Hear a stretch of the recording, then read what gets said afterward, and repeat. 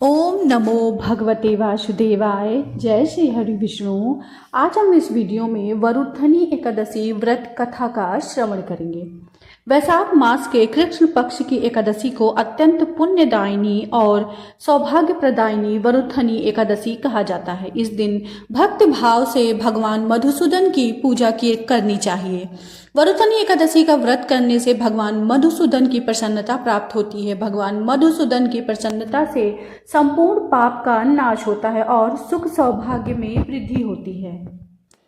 कामदा एकादशी का संपूर्ण वृत्तांत सुनाने के पश्चात महाराज युधिष्ठिर ने भगवान श्री कृष्ण से विनती की, हे मधुसूदन, अब आप मुझे वैशाख मास के कृष्ण पक्ष की एकादशी का नाम, व्रत, विधान और पुण्य प्रताप के बारे में विस्तार पूर्वक बतलाइए। मधुसूदन भगवान श्री कृष्ण ने कहा, हे राजेश्वर, इस एकादशी का नाम वरुथिनी है। यह सौभाग्य देने वाली, सब पापों को नष्ट करने वाली तथा अंत में मोक्ष देने वाली है। इस व्रत को यदि कोई अभागिनी स्त्री करे तो उसको सौभाग्य मिलता है। इसी वरुथनी एकादशी के प्रभाव से राजा मद्दंता स्वर्ग को गए थे। वरुथनी एकादशी का फल 10,000 वर्ष तक तप करने के बराबर होता है। कुरुक्षेत्र में सूर्य ग्रहण के समय 1,00,000 भार स्वर्ण दान करने से जो फल प्राप्त होता है, वही फल वरुथनी एकादशी का व्रत करने से मिलता है।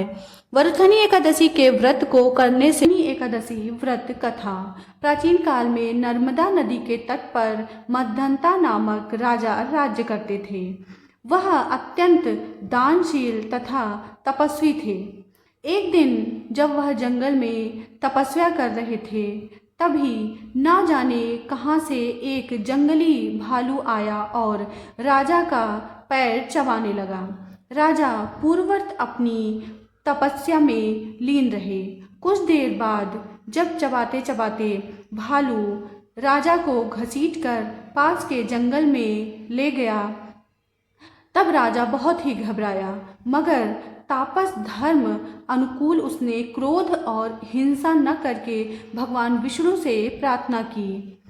करुणा भाव से भगवान विष्णु को पुकारा। उसकी पुकार सुनकर भगवान श्री हरि विष्णु प्रकट हुए और उन्होंने चक्र से भालू को मार डाला। राजा का पैर भालू पहले ही खा चुका था। इससे राजा बहुत ही शोकाकुल हुए। उन्हें दुखी देखकर भगवान विष्णु बोले, हे वत्स, शोक मत करो। तुम मथुरा जाओ और वरुथनी एकादशी का व्रत रख कर मेरी 12 अवतार मूर्ति की पूजा करो। उसके प्रभाव से पुनः सुदृढ़ अंगों वाले हो जाओगे। इस भालू ने तुम्हें जो काटा है, यह तुम्हारे पूर्व जन्म का अपराध था। बोलो विष्णु भगवान की जय।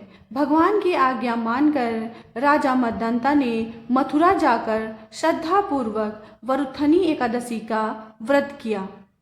इसके पश्चात इसके प्रभाव से राजा शीघ्र ही पुनः सुंदर और संपूर्ण अंगों वाला हो गया। इसी एकादशी के भाव से राजा मद्दंता स्वर्ग गए। जो भी व्यक्ति भय से पीड़ित है, उसे वरुथनी एकादशी का व्रत रख कर भगवान विष्णु का स्मरण करना चाहिए।